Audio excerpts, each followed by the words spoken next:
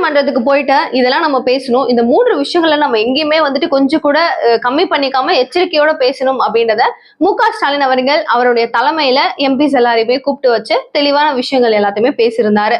அந்த 3 விஷயங்கள்ல ஃபர்ஸ்ட் நிதி பகிர்வு, செகண்ட் தொகுதி மறுவரையறை, அண்ட் தேர்ட் திங் என்ன அப்படின்னா ஹிந்தி திணிப்பு. இது 3 விஷயத்தையும் நம்ம தெளிவா பேசணும்னு டிசைட் பண்ணியிருந்தாங்க. ஸோ இன்னைக்கு போனதுக்கு அப்புறமா அங்க பார்லிமெண்ட்ல நடந்த விஷயம் என்ன, போன விஷயம் என்ன அப்படின்னு தெரியாம மத்திய கல்வி அமைச்சரான தர்மேந்திர பிரதான் என்ன பண்ணிட்டாரு, அவரை வச்சுதான் ஸ்டார்டிங்கே பாத்தீங்கன்னா ஸ்டார்டிங் டு எண்ட் வரைக்கும் ஒரு பயங்கர ஃபயர் அப்பா போயிட்டு இருக்கு. ஸோ அவர் வந்து பேச ஆரம்பிக்கும் போது கரெக்டா நம்ம சைட்ல இருந்து எம்பி தமிழச்சி இருக்காங்க இல்லையா, ஸோ அவங்க என்ன பண்ணாங்க, தமிழச்சி தங்கப்பாண்டியன் எழுது இந்த மாதிரி வந்து எங்களுக்குன்னு சில ஃபண்ட் எல்லாம் வர வேண்டியது இருக்கு, நீங்க அதெல்லாம் வந்து கரெக்டா இன்னும் எங்களுக்கு கொடுக்காம இருக்கிறீங்க, எஸ்எஸ்ஏ ஃபண்ட் எல்லாம் ரிலீஸ் பண்ணுங்க அப்படின்னு சொல்லிட்டு அவங்க தரப்புல இருந்து அவங்க பேசிக்கிட்டே இருக்கும்போது கரெக்டா அவர் என்ன பண்ணிடுறாரு அப்படின்னா, நீங்க எதுக்காக வந்துட்டு ஒத்துக்கிற மாதிரி ஒத்துக்கிட்டு திரும்பவும் ஜெர்க்கடிச்சு பின்னாடி வந்தீங்க, எல்லாரும் அதாவது ஒப்புதல் வாக்குமூலம் படி நீங்க எங்களுக்கு வந்து சைன் வைக்க வர அந்த சூழ்நிலையில எல்லாமே ஓகேங்க, இந்த ஹிந்தி பத்தியோ எல்லாத்தையுமே தெளிவுபடுத்துறதுக்கு அப்புறமா கடைசி நேரத்துல இல்ல எங்களால பண்ண முடியாது, எங்களுக்கு ஹிந்தி வேண்டாம் அப்படின்னு நீங்க எதுக்காக அந்த முடிவு மாற்றம் பண்ணீங்க? நீங்க வந்து உங்களுடைய மக்களாகட்டும் உங்க இருக்கிற அந்த ஸ்டூடெண்ட்ஸோடைய நிலைமைகளை அவங்கள பத்தி எல்லாம் எதுவுமே யோசிக்காம நீங்க இந்த மாதிரி செய்யற விஷயம் நாகரிகமா இருக்குது, அன்சிவிலைஸ்ட் அப்படின்னு சொல்லிடுறாரு. இந்த எம்பிஸ் எல்லாரையுமே வந்து மையப்புள்ளியா வச்சு எம்பிஸ் அப்படின்னு சொல்லிடுறாரு. சோ இந்த விஷயம் சொன்னதுக்கு அப்புறம் என்ன ஆகுது அப்படின்னா, எல்லாரும் வந்து அவர் என்ன பேசினாரு, என்ன பேச வந்தாரு அப்படின்றத தாண்டி நீங்க அன்சிவிலைஸ்ட்னு சொல்லிட்டீங்க, எங்களுக்கு ரொம்ப கஷ்டமா போயிடுச்சு, நீங்க சொன்ன வார்த்தை சரியில்லை, இது ரொம்ப தவறு அப்படின்னு சொல்லிட்டு இது வேற மாதிரி ப்ரொஜெக்டாக ஸ்டார்ட் ஆயிடுச்சு. ஸோ இதன் அடிப்படையில என்ன சொல்ல வரோம், எதுக்காக நம்ம போனோம் அப்படின்றத அங்க டிஎம்கே தரப்புல இருந்து போனவர்கள் கொஞ்சம் சிதறிட்டாங்களோ, இந்த விஷயங்களால சிதறப்பட்டாங்களோ அப்படின்ற மாதிரி ஒரு காரணமும் எல்லாருக்கும் இருக்கு. ஏன்னா கனிமொழி வந்து சொல்ல வேண்டிய விஷயங்களை சொல்லியிருந்தாங்க, எல்லாருமே சொல்லியிருந்தாங்க, ஆனாலும் இது வந்து கொஞ்சம் எல்லாருடைய மைண்டையும் டிஸ்ட்ராக்ட் பண்ணி விட்டுருச்சு. அந்த வகையில கனிமொழி வந்து தெளிவா சொன்னாங்க, எங்களுக்கு வந்து ஹிந்தி திணிப்புன்னு சொல்லிட்டு இருக்கீங்க, அது எங்களுக்கு வந்து சுத்தமா வேண்டாம், எங்களுக்கு வந்து நீங்க கொடுக்க வேண்டிய நிதி எங்களுக்கு கொடுங்க, பிஎம்சி பள்ளிகள் திட்டம் கீழே வர நிதிகள் வந்துட்டு எங்களுக்கு கொடுக்க வேண்டியது ஒதுக்கப்பட்டது, அதை நீங்க கொடுத்துதான் ஆகணும், எங்களுக்காக கொடுங்க, எங்களுக்கு எல்லாமே பண்ணுங்க அப்படின்ற மாதிரி அவங்க சைட்ல இருந்து சொல்லிட்டு இருக்காங்க. பட் எங்க தமிழகத்துல இருந்து நாங்க ஸ்ட்ரிக்டா முடிவு பண்ணிட்டோம், நாங்க யாருமே வந்துட்டு இந்த மும்மொழி கொள்கையை எக்ஸப்ட் பண்ண போறது கிடையாது, 3rd லாங்குவேஜ் பாலிசி எங்களுக்கு வேண்டவே வேண்டாம், 2 லாங்குவேஜ் எங்களுக்கு மோர் தென் எனஃப் அப்படின்றத அவங்க ரொம்ப அழுத்தம் திருத்தமா சொல்லிட்டாங்க. ஸோ அங்க இருக்கிற ஸ்பீக்கர் ஓகே ஓகே உட்காருங்க அப்படின்ற மாதிரிலாம் பேசிக்கிட்டு தான் இருக்கிறாங்களே தவிர இவங்க சொன்னது அந்த அளவுக்கு அவங்க எடுத்துக்கிட்டாங்களா அப்படின்றது தெரியவே இல்லை. இந்த மாதிரி ஒரு டிபேட் போய்கிட்டே இருக்கும் போதே வந்து பாத்தீங்கன்னா இவங்க இன்னொரு விஷயத்தையும் சொல்றாங்க, இந்த மாதிரி அங்க அவர் பேசுனது எனக்கு சுத்தமா பிடிக்கவே இல்லை, இது ரொம்ப மனசெல்லாம் எங்களுக்கு வலிக்க வைக்குது, பாரமா இருக்கு, எங்க தமிழக பீப்புள்ஸையும் ஒட்டுமொத்தமா தமிழகத்தையே வந்துட்டு ஒரு மாதிரி நீங்க பேசுறது சுத்தமா எனக்கு பிடிக்கல அப்படின்னு சொல்லிட்டு தர்மேந்திர பிரசாத் மேல இவங்க வந்துட்டு ஒரு குற்றச்சாட்டா சொல்றாங்க. சோ அவர் வந்து இந்த மாதிரி அன்சிவிலைஸ்ட் அப்படின்னு சொல்லிட்டாரு, அவர் எந்த அடிப்படையில அந்த மாதிரி சொல்லலாம் அப்படின்னு சொல்லும் போது இவர் வந்து திரும்பவும் பேச ஆரம்பிக்கிறாரு. இவர் சொல்ற விஷயம் என்னன்னா, நான் இவ்வளவு நேரம் நீங்க பேசுறத கேட்டேன், நான் பேசுறதை நீங்க கேளுங்க, கொஞ்ச நேரம் உட்காருங்க அமைதி அப்படின்னு சொல்லிட்டு அவர் சொல்ல ஆரம்பிக்கிறாரு.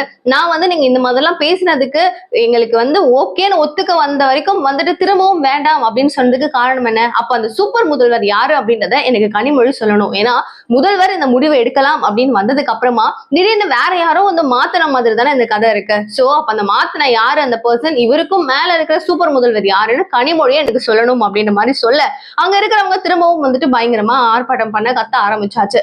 சோ நம்ம தரப்புல இருந்து அதாவது நம்ம சைட்ல இருந்து போனவங்க அப்படின்னு சொல்லி பார்க்கும்போது தமிழகத்துல இருந்து எல்லாருக்குமே வந்து ஹைப்பான ஒரு ப்ரெஷரை ஏத்துற மாதிரியான விஷயங்கள் நிறையவே அங்க நடந்துட்டு இருந்துச்சு. அந்த வகையில இவர் திரும்பவும் என்ன சொல்றாரு அப்படின்னா, இன்கேஸ் நான் சொன்ன விஷயங்கள் உங்களுக்கு கொஞ்சம் ஹர்ட் ஆச்சு அப்படின்னும் போது அதை நான் வந்து வாபஸ் வாங்கிக்கிறேன், வித்ரா பண்ணிக்கிறேன், எந்த மன கஷ்டமும் தேவையில்லை, நான் சொல்லியிருந்தது உங்களுக்கு ஹர்ட் ஆச்சுன்னா சாரின்ற மாதிரி அங்க வந்து ஒரு டப்புன்னு பல்ட்டியும் அடிச்சிடுறாரு. ஆனாலும் எனக்கு ஹர்ட் ஆச்சு, நீங்க பேசுறது தப்பு அப்படின்னு சொல்லும் போது அவரு ஓகே அப்படின்னு சொல்லிட்டு அங்க இருந்து ஜர்க்கும் ஆயாச்சு. சோ இந்த விஷயம் வந்து அங்கேயே முடிஞ்சிருமா அப்படின்னு கேட்டா கண்டிப்பா முடியவே முடியாது. ஒரு பர்சனல் லைஃப்லயும் நம்ம எப்படி இருப்போம், திடீர்னு ஒருத்தவங்க பிடிக்கல, இல்ல நல்லா பேசுறாங்க, இல்ல யாரோ ஒருத்தவங்க நம்மள ஏதாவது ஒண்ணு சொல்லிட்டாங்கன்னா நம்மளுக்கு அந்த மைண்ட்ல போயிட்டே இருக்குமே தவிர சரி ஓகே அப்படின்னு சொல்லிட்டு பாஸ் ஆகுறது ரொம்ப கஷ்டமான ஒரு விஷயம் தான். இது நம்ம நார்மலான ஒரு லைஃப்ல நம்ம நார்மலான ஒரு பர்சன்ஸ்க்கு நடக்கும், ஓகே நம்ம அப்படியே மூவ் ஆனோ கோயிங் ஆனோ போய்க்கலாம். பட் அது ஒரு அரசியல் ரீதியில போகும்போது நீயா நானா அப்படின்னு ஒரு போட்டியில இருக்கும்போது டிஎம்கேவோ இல்ல இந்த மாதிரி ஒரு பெரிய பெரிய ராஜ்யத்தையே ஆண்டிட்டு இருக்கிற நிறைய கட்சிகள் இருக்கும் போது நீயா நானா அப்படின்றது சும்மா எல்லாம் கிடையாது. இதை நீ எப்படி பேசலாம், எதுக்காக பேசலாம், யாரு நீ அப்படின்னு பல விதமான சாயமும் பல விதமான கேள்விகளும் நிறைய ஒரு எப்படி அதை எக்ஸ்பிளைன் பண்ணது, எல்லா விதமான ஒரு ப்ரெஷரும் இருக்கும் இல்லையா. ஸோ அவர் எப்படி கேட்கலாம், அவர் எப்படி பேசலாம், அவர் ஏன் அந்த மாதிரி சொன்னார் அப்படின்னு சொல்லிட்டு நிறைய கேள்விகள் ஓடிட்டு இருக்கும். இது வந்து இனிமே இன்னும் ஒரு 2 நாள் இன்னைக்கு நடந்திருக்கு அப்படின்னும் போது ஒரு 2-3 நாள் எனக்கு தெரிஞ்சு இந்த டாபிக் பயங்கர ஹெவியான ஒரு பீக்குக்கு போயிட்டு இவங்க பதில் சொல்றது அவங்க கேட்கறது அப்படின்னு இதே மாதிரி தான் போக போகுது. இது சும்மா எல்லாம் விட போறதும் கிடையாது. ஷுவரா இதை வந்து டிஎம்கே இன்னும் கொஞ்சம் ப்ரெஷரோட தான் எடுத்துட்டு போவாங்க. எல்லாருக்கும் இப்போ வந்து ஒரு கொஸ்டின் ஒன்று ரைஸ் ஆகுது. இன்டர்னலா அது எப்படி ஒத்துக்கிட்டாங்க அப்படின்னு சொல்லிட்டு தர்மேந்திர பிரசாத் சொல்லிட்டே இருக்கிறாரு. அது எப்படி இன்டர்னலா அவங்க எந்த ரீதியில ஒத்துக்கிட்டாங்க அப்படின்னு ஒரு மண்ட காய்ச்சல் எல்லாருக்குமே வர ஆரம்பிச்சாச்சு. சோ இதன் வகையில இப்ப கல்வி அமைச்சர் இருக்கிறாரு இல்லையா, அன்பில் மகேஷ் கிட்ட கூப்பிட்டு ஏங்க இந்த மாதிரிலாம் சொல்லிட்டு இருக்காங்க, நீங்க இதுக்கு என்னங்க பதில் சொல்லுவீங்க அப்படின்னும் போது அவர் சுத்தமா பொய் சொல்றாரு, இதுதான் ஒரு உண்மை, இதுதான் ஒரு நியாயம் அப்படின்னு இருக்கும்போது எல்லாத்துக்குமே அநியாயமா அவங்க சென்டர்ல இருந்து பண்றது ரொம்ப ரொம்ப ரொம்ப தப்பு. அவங்க மொத்தமும் பொய் தான் சொல்றாங்க. இதுல இருந்தே அவங்களுடைய விஷயங்கள் என்ன, அவங்க யாரு அப்படின்றத புரிஞ்சுக்கணும். ஒட்டுமொத்த தமிழகத்தையே பிரிச்சு பாக்குற மாதிரி தான் நிறைய விஷயங்கள் அவங்க பண்றாங்க. மும்மொழி கொள்கை அப்படின்னு ஒரு சாயல கூட்டிட்டு வந்தாங்க. அது எங்களால முடியாதுன்னு நம்ம அகைன்ஸ்ட் பண்ணி நிக்கிறோம். நிதியை கொடுக்க மாட்டேன்னு சொல்றாங்க. நம்ம சர்வை பண்றது கஷ்டம் தான். ஆனாலும் நான் தாங்கி பிடிச்சி இதெல்லாம் இழுத்துட்டு போறதுக்கு ஓடனா அப்படின்னு நினைச்சாலும் அவங்க கேட்டு போட்டுட்டு இருக்காங்க. பட் நம்ம நிதி கொடுக்கலனாலும் நம்ம சர்வை பண்ணணும் அப்படின்னு சொல்லிட்டு ரொம்ப ஸ்ட்ராங்கா அவர் பேசுறாரு.